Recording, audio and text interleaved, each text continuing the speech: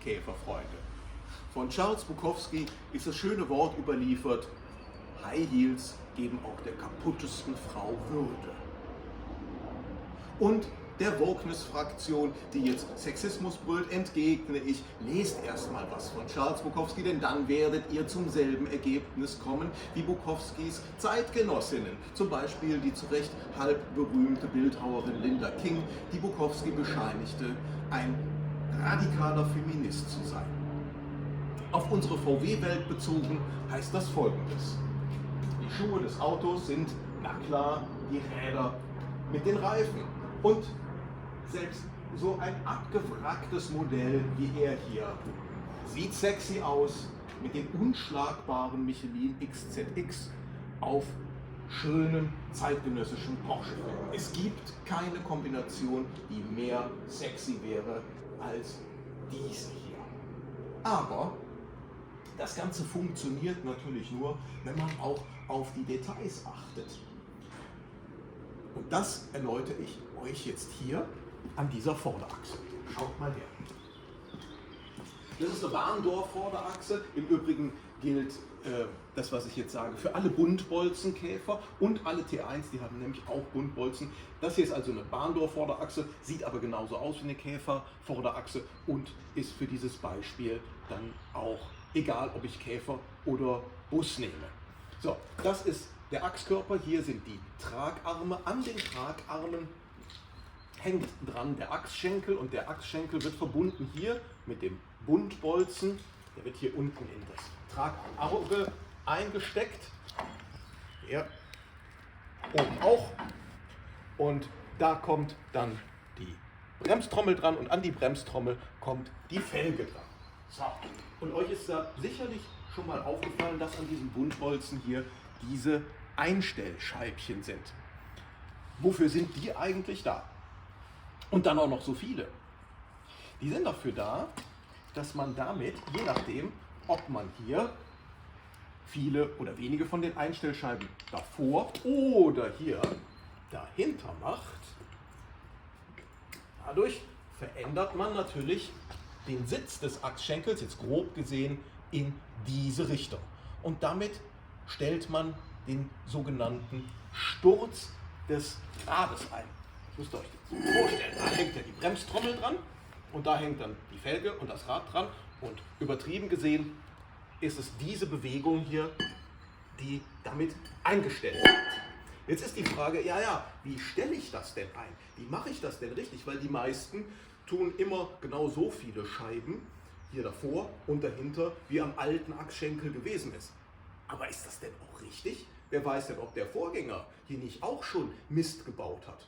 Und ein Scheibchen hier, das sind ja, ich glaube 0,2 Millimeter, jedenfalls relativ wenig, aber das hat ja dann geometrisch, wer in Mathe aufgepasst hat, der weiß es, eine hohe Auswirkung auf den Sturz des Rades. Also wie macht man es richtig? Man guckt, jetzt habe ich die Hände schön eingesorgt, macht nichts, man guckt hier in dem Werkstattleitfaden nach und da steht es drin, man nimmt sich eine Versatzlehre und misst den Versatz von oberen und unteren Tragarm und dann guckt man hier in diese Tabelle rein und in der Tabelle liest man dann ab, wie viele Scheiben davor, dahinter, oben und unten, je nachdem wie groß der Versatz ist, dahin gehören.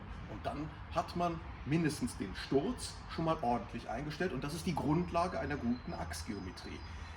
Und als ich vor ein paar Jahren vor genau diesem Problem wieder mal stand und in meinem Werkzeugkasten und auch im Bekanntenkreis keine Versatzlehre fand, ich habe wirklich rumtelefoniert, gemailt, kein Mensch hatte eine Versatzlehre. Wo kriegt man das her? Die VW-Werkstätten haben es natürlich auch schon ewig nicht mehr. Und da kommt hier ins Spiel, ich muss mal die Hände irgendwo abputzen, dieses hübsche Buch.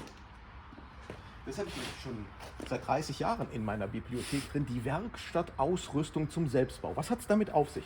Das ist aus Mitte der 50er Jahre und wurde von Volkswagen damals rausgegeben für die Brüder und Schwestern in der Zone, die keine offiziellen VW-Werkstätten hatten, aber natürlich gab es in der sogenannten DDR jede Menge Käfer, denn vor dem Mauerbau fand da ein reger Austausch statt.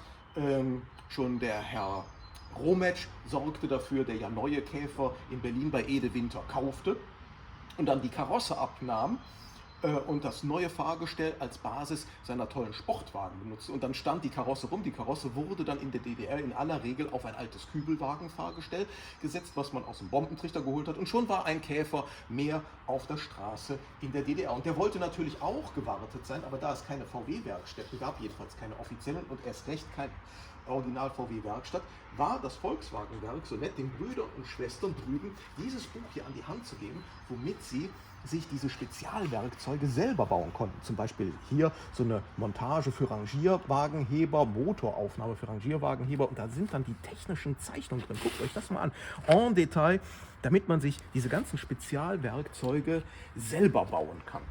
Und da steht natürlich auch die Versatzlehre drin. Und dann bin ich hier nebenan zum Maschinenbauer gegangen und habe eine Versatzlehre bauen lassen hier. Super massives Ding und entspricht absolut dem, was Volkswagen damals selber in den Werkstätten hatten. Und damit kann man dann den Versatz messen. Man nimmt sich dann diese Versatzlehre und steckt die hier rein und kann dann hier mit einer Schieblehre den Versatz zwischen oberen und unteren Traghebel Zehntelmillimeter genau messen. Und von diesem Ding habe ich ein paar mehr machen lassen, denn ich weiß, das Problem haben sicherlich viele andere auch. Denn ich habe damals vergeblich nach einer Versatzlehre gesucht und ich glaube, die meisten von euch haben auch keine in ihrem Werkzeugkasten. Kann man kaufen, schreibt mich an, wenn ihr so ein Ding braucht. Kostet 85 €, ist nicht viel für so ein massives Teil vom Maschinenbauer gemacht. Und die Tabelle dazu mit den Maßen und den Zahlen der Beilegscheiben, die schicke ich euch per Mail zu, wenn ihr mir hier in die Kommentare was Nettes schreibt. So, viel Text, aber wir haben wieder was gelernt. Ich wünsche euch viele bunte Eier und achtet auf den sexy Auftritt eures Autos. Bis dann, tschüss.